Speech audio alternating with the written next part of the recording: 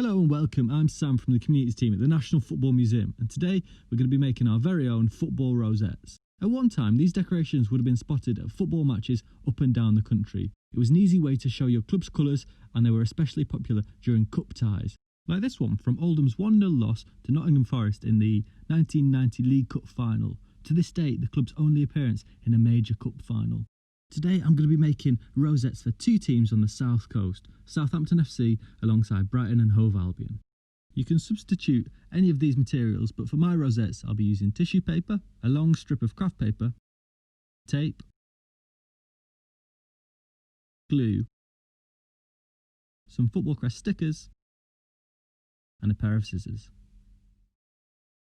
First, cut a long strip from the craft paper, ideally around 60 centimetres long, maybe around 6 centimetres wide. Once we've got that, we're going to start folding the paper over and over and over again, forwards, then backwards and forwards, till you get right to the end of the paper, when it should look like this.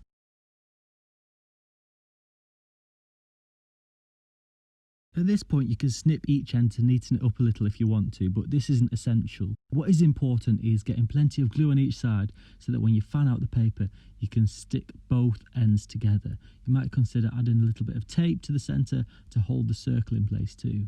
Next, I'm cutting out my sticker which will go in the centre of the rosette. If you don't have any stickers at home, maybe you could cut out a club crest from a newspaper or a magazine, or just use a sticker in the colour of the club that you like best. The final element to think about for this activity is our ribbons. I don't have any ribbons at home, so I've just decided to use some nice colourful tissue paper in blue and white to represent Brighton.